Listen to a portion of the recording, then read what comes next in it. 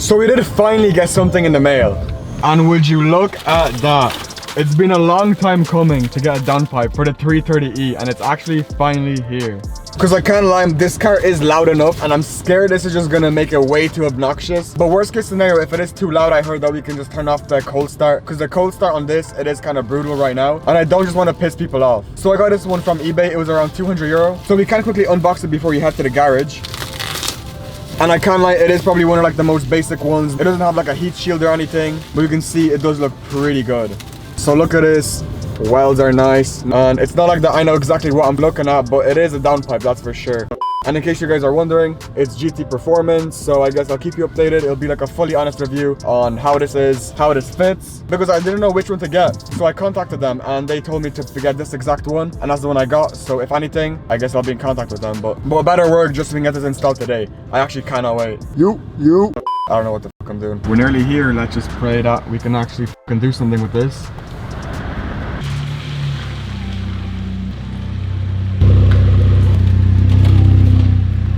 So we have the car right now getting ready for the ramp. Here's the downpipe once again. We just have to pray that this is the correct one, because if not, it'll just be fucking a waiting game again.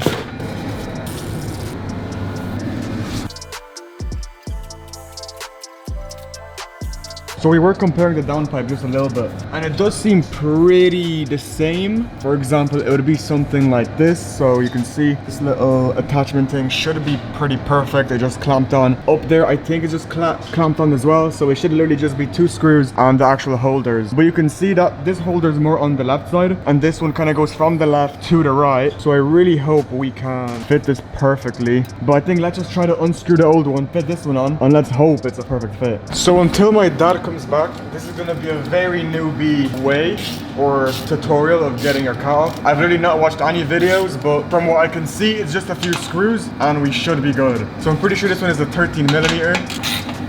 So we can just try to unscrew this. I'll just assume I have to do it fully. So that's 1 screw. I'm not sure if we're now meant to just separate it a little bit.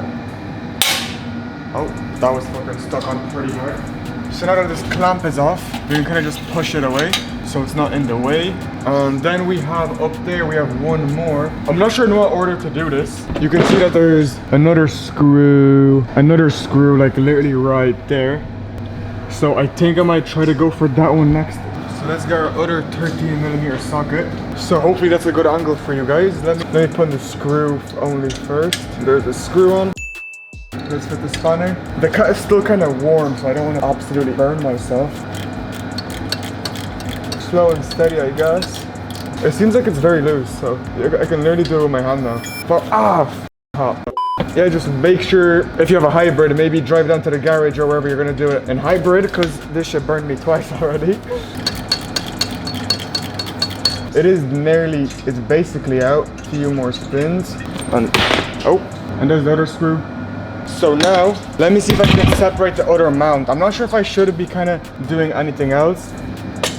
The actual downpipe is still secured in the actual mount, so. If you guys can see, I popped out the little mount. You can see it's kind of shaking there. Right there in the middle. So I just got a note from my dad, obviously because he knows more, that it's better to just unplug both of the sensors from the catalytic converter. You don't actually have to unscrew the sensors itself. You kind of just let it drop with the cat. And there might be a few little clips you might have to do along the way, but those are just easy to do with a screwdriver. And now you can just go back to the car and start unscrewing the catalytic converter even more.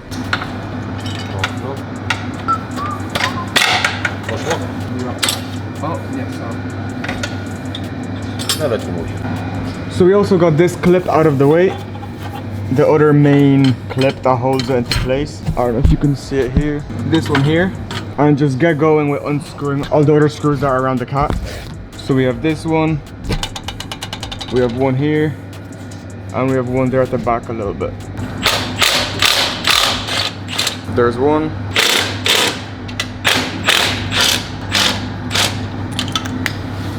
And then there's the one that's on the left side, and that should be all, I think. And we can also do maybe this mount as well, just to help us with bringing the cat down a little bit. And now we're in the process of doing this screw right here, another holder. And then one more, we have a 4th one all the way back there that holds in as well. because when we're putting down the cat, this metal bracket is kind of in the way, this little gray one. So unless we can somehow pull it past it, but I don't really think so. So let's just continue with that one and try to do the one at the very, very back. Fuck.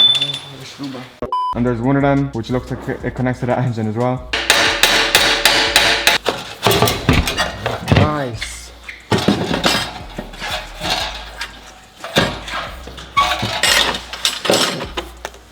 And now we have, here's the old cat. I actually never thought I'd be taking out the cat of my car. And then here's our new one, so let's kind of see the difference of it.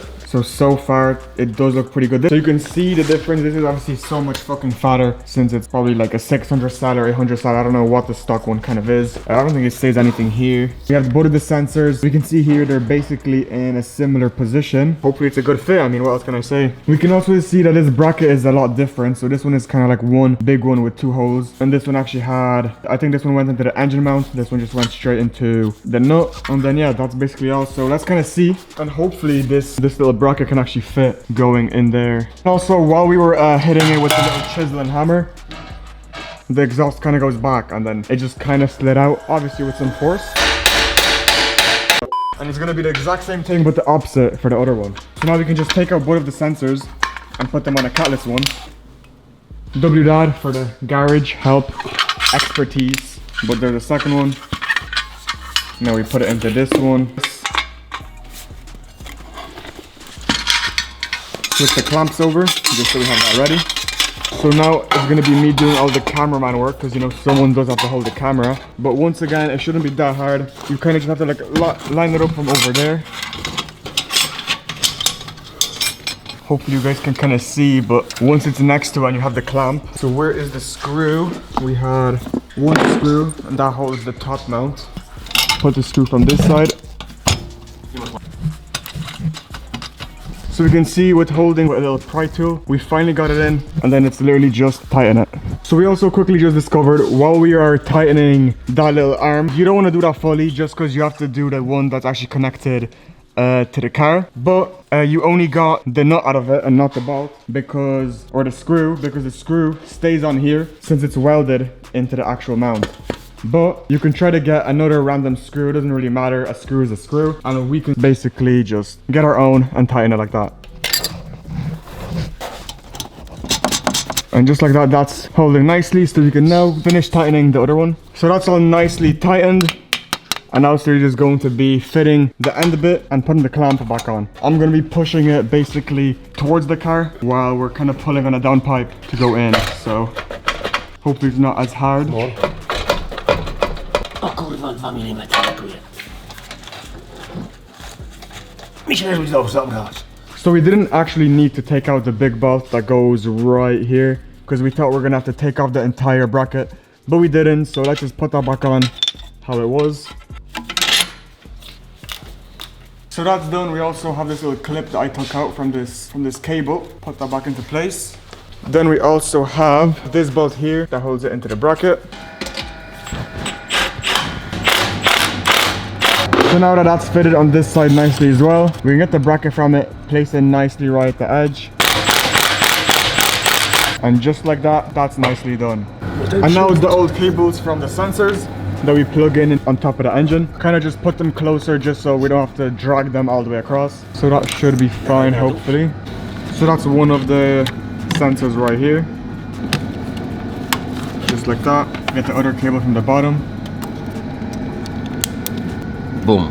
Nice. Have to put all the cables back how they were with all the lines nice and tidy. And that's basically all for a downpipe install. So we actually we finally got the downpipe installed. I never thought I would have done the downpipe on this car, I can't lie, because I just wanted to upgrade to something bigger. But we even also put back on the covers finally. Literally ever since I got the car, they were basically off since there was like a little leak we were trying to find, which there wasn't really a leak. But let's just put the car down and finally get a cold start with no back box and no cap. So let's also not forget the cover. And I think we're finally ready to go.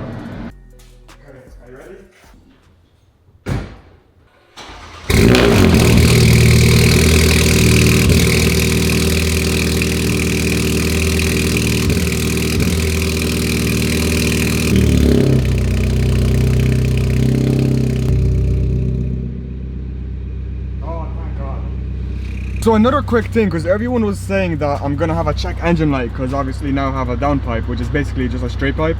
And when you go into the check controls, there's literally nothing. So let me close my door, and you can see there's nothing. So there's no faults, no check engine light, no nothing. So I don't know why everyone gets it. Literally no lights, no problem. The engine light did come back after like a few hours of driving, so. And it sounds really, really good.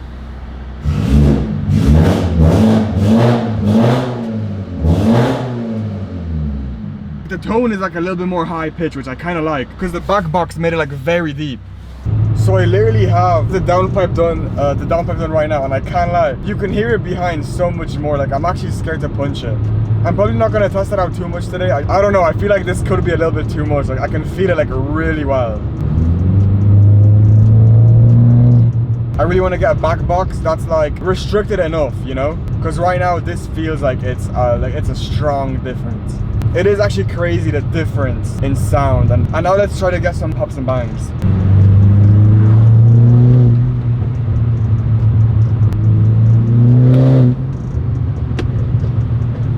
Oh my god. Oh my god. Bro, it's, I don't know if I'm like pushing more power now.